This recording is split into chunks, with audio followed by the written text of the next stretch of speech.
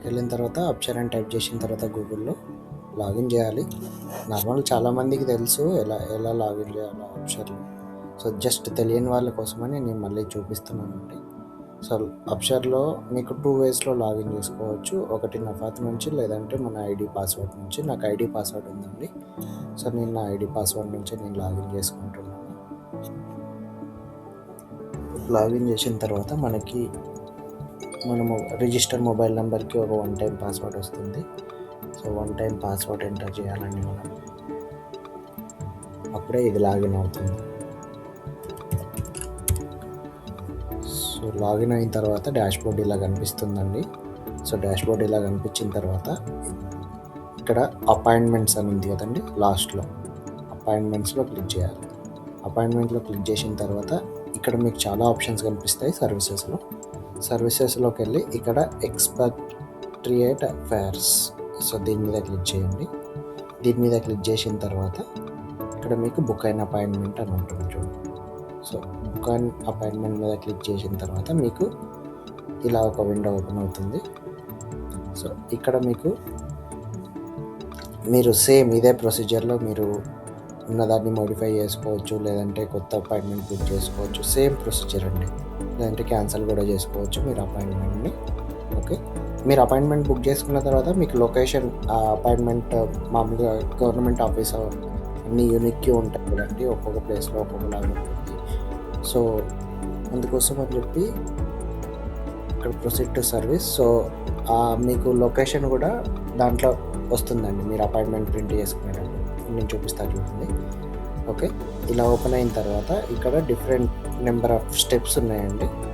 Okay, so first available appointment అంటే ఇక్కడ నేను సెలెక్ట్ చేసుకుంటున్నాను బుక్ న్యూ అపాయింట్మెంట్లో.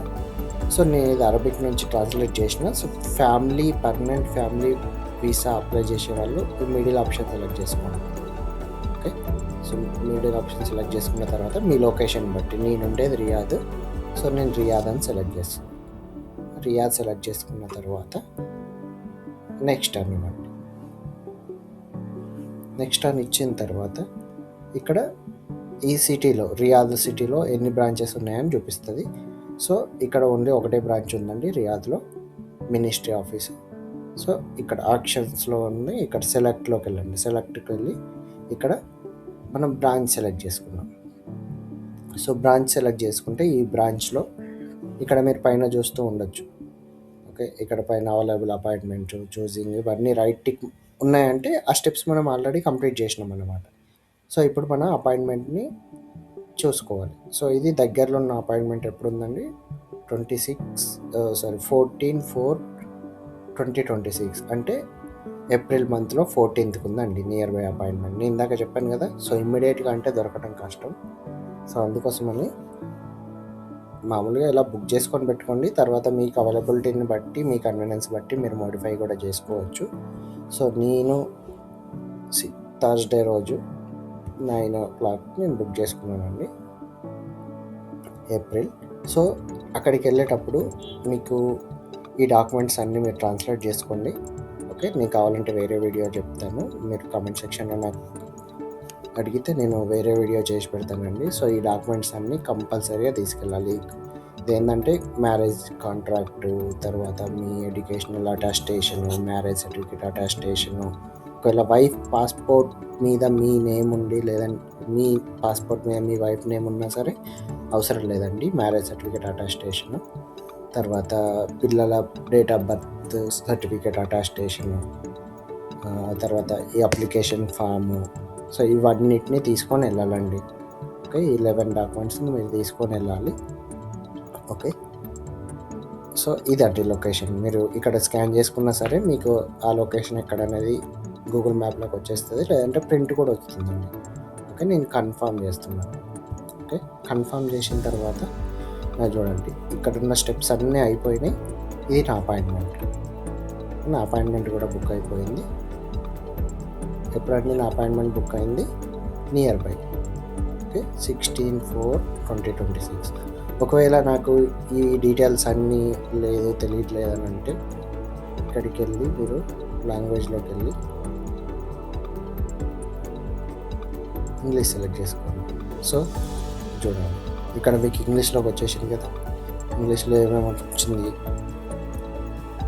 ఇందాక నేను చెప్పాను కదా, మ్యారేజ్ కాంట్రాక్టు, తర్వాత అప్లికేషన్ ఫామ్, తర్వాత మనకి కంపెనీ నుంచి ఒకటి మన స్పాన్సర్ ఇస్తాడన్నట్టు ఒక లెటర్. సో ఆ లెటర్ తీసుకెళ్ళాలి.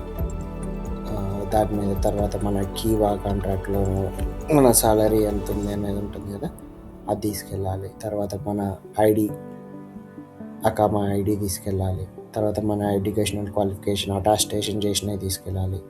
తర్వాత ఇది వచ్చేసరికి చిల్డ్రన్ బర్త్ సర్టిఫికేట్, తర్వాత పాస్పోర్ట్ కాపీస్ తీసుకెళ్ళాలి. ఓకే, సో ఇవన్నీ మెయిన్గా ఈ డాక్యుమెంట్స్ అయితే తీసుకెళ్ళాలి. ఈవెన్ ఒకవేళ ఏదన్నా మిస్ అయినా సరే అక్కడ మళ్ళీ మీరు మోడిఫై చేసుకోవాలండి. అపాయింట్మెంట్ మోడిఫై చేసుకోవడానికి సేమ్ ఇదే ప్రొసీజరు. నేను ఇప్పుడు చూపిస్తాను అపాయింట్మెంట్ మోడిఫై ఎలా చేయాలనేది. ఎలక్ట్రానిక్ సర్వీసెస్కి వెళ్ళి సేమ్ అపాయింట్మెంట్లోకి వెళ్ళి ఎక్స్పర్ట్కి వెళ్ళి బుక్ అయిన అపాయింట్మెంట్లోకి వెళ్ళండి. బుక్ అయిన అపాయింట్మెంట్లోకి వెళ్ళిన తర్వాత ఇక్కడ మీకు చూపిస్తుంది మోడిఫై అని, లేదంటే back to list of appointments. ఓకేనండి. సో హోప్ ఈ వీడియో మీకు క్లియర్గా అర్థమైందని అనుకుంటున్నాను. సో ఫర్దర్గా ఏమన్నా క్వశ్చన్స్ ఉన్నా సరే నాకు కామెంట్ సెక్షన్లో పెట్టండి. నేను యాజ్ సూన్ యాజ్ పాసిబుల్ మీ కామెంట్స్ని బట్టి ఇఫ్ ఇట్ ఈస్ రిక్వైర్డ్, నిజంగానే రిక్వైర్మెంట్ ఉంటే నేను ఇంకొక వీడియో క్లియర్గా డీటెయిల్గా చెప్తాను. సో ఏమనుకోవద్దండి, కొంచెం తొందరలో నాకు టైం లేదు, అందుకోసం అని కొంచెం ఫాస్ట్గా వీడియోని మూవ్ చేస్తున్నా. సో ఏ డౌట్స్ ఉన్నా సరే నా కామెంట్ సెక్షన్లో తెలియజేయండి. నేను మ్యాక్సిమం మీకు గెట్ బ్యాక్ అవుతాను యాజ్ సూన్ యాజ్ పాసిబుల్ ఇంకొక వీడియో. ఓకే, సో ఈ వీడియో కనుక నచ్చితే, ఒకవేళ వర్త్ అనుకుంటే చేసి సబ్స్క్రైబ్ చేయండి. సో మన వాళ్ళందరికీ షేర్ చేయండి, యూజ్ అవుతుంది అనుకుంటే. ఓకే అండి, థ్యాంక్ యూ అండి, thank you very much for your time.